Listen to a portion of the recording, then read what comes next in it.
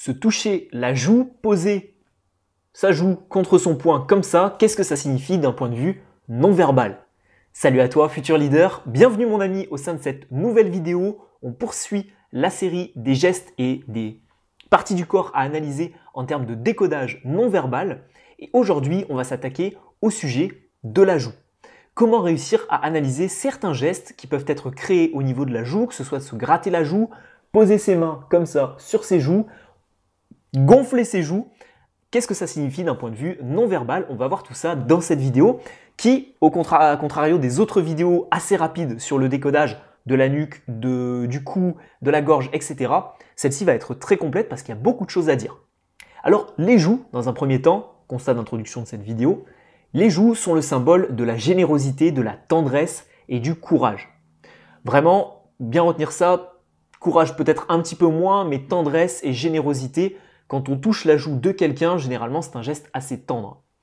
Maintenant, on va analyser différents gestes, par exemple les baisers, par exemple le fait de se frotter la joue, ou par exemple ce premier geste de poser ses mains comme ça. Qu'est-ce que ça signifie d'un point de vue non verbal? Alors ce geste-là, il est très fort et il montre tout simplement que quelqu'un a un besoin d'affection. Il recherche de la tendresse de la part des autres et il recherche réellement un besoin d'amour et d'affection. Deuxième geste à analyser, on va analyser le baiser. Le baiser à travers 3 degrés de tendresse différents.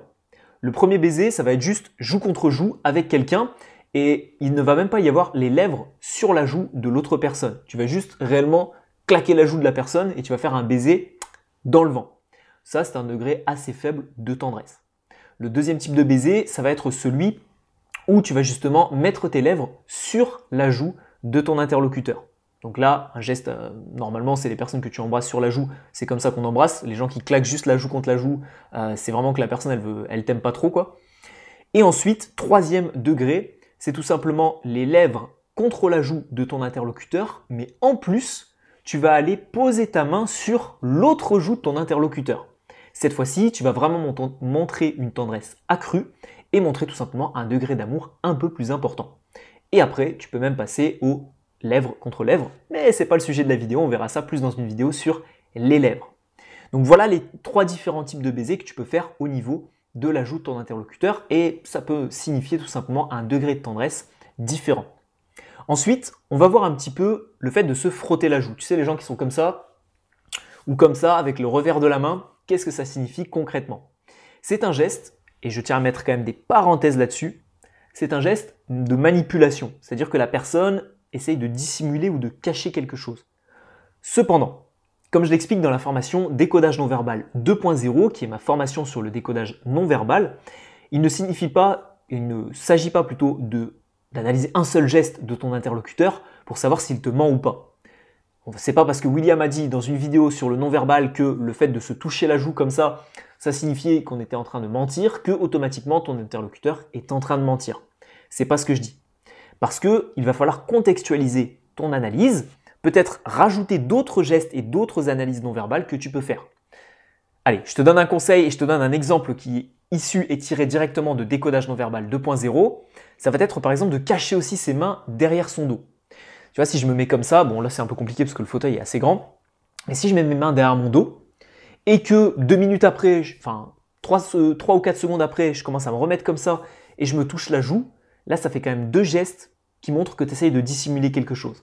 Tu essayes de dissimuler tes joues, tu essayes de dissimuler tes mains, là ça commence à faire beaucoup. Donc là tu pourras peut-être émettre l'hypothèse que ton interlocuteur est en train de te mentir. Mais il faudrait peut-être rajouter 1 ou 2 gestes. Et pour ça, je te recommande vivement la formation Décodage non verbal 2.0 pour savoir un petit peu quelles sont les intentions de ton interlocuteur et quelle est sa vraie personnalité. Maintenant qu'on a vu le fait de se frotter la joue avec le bout des doigts et que c'est un geste de manipulation, on va voir le fait de gonfler les joues. Qu'est-ce que ça signifie? Une personne qui va faire comme ça ou qui va justement faire ce bruit. Cette fois-ci, ça va être de l'amertume et du doute. Et ce que j'ai fortement apprécié, et ça c'est tiré du livre « Je sais que vous mentez » de Paul Ekman, quelque chose comme ça, je ne sais plus qui est vraiment l'auteur de ce livre, Paul Ekman, ouais, je crois. Et ça en fait je trouvais ça marrant parce que l'amertume c'est un petit peu comme si tu avais en fait une remontée acide, ou c'est comme si tu avais quelque chose en toi que tu voulais faire sortir.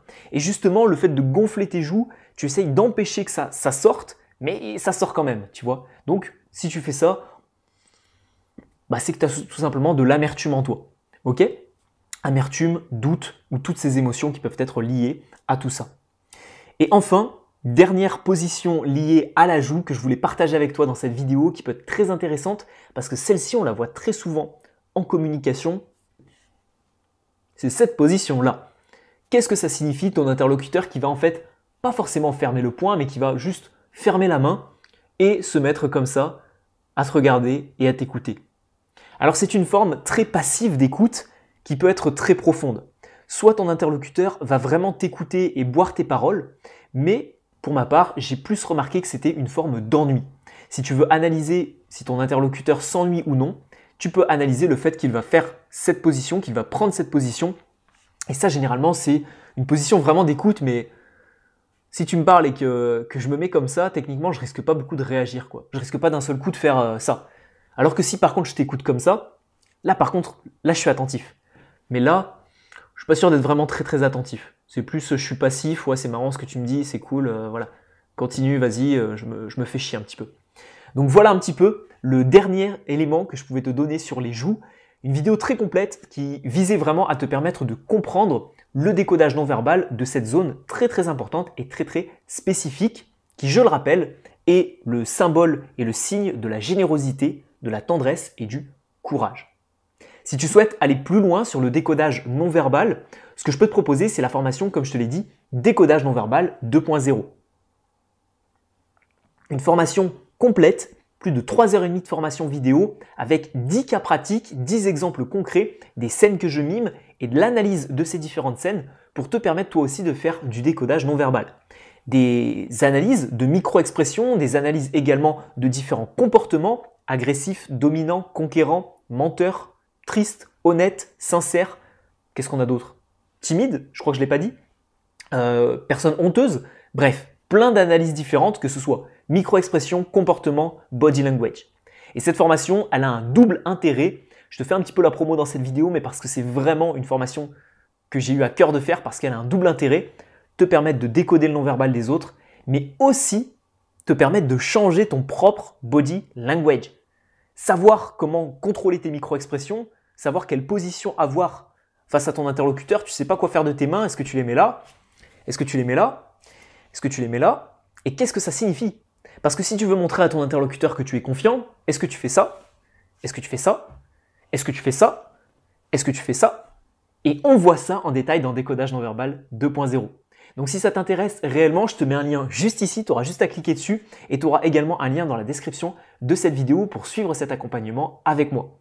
En plus de ça, comme dans chacune de mes formations, tu as le groupe Facebook d'entraide, mon adresse mail VIP pour réussir à contacter le support client qui est géré par moi-même, et puis tu auras également tous les bonus et les mises à jour de cette formation. C'est un accompagnement complet que je te propose, ne rate pas l'occasion de pouvoir le suivre avec moi.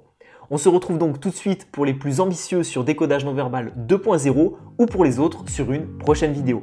C'était William les amis, merci d'avoir vu cette vidéo. Ciao ciao.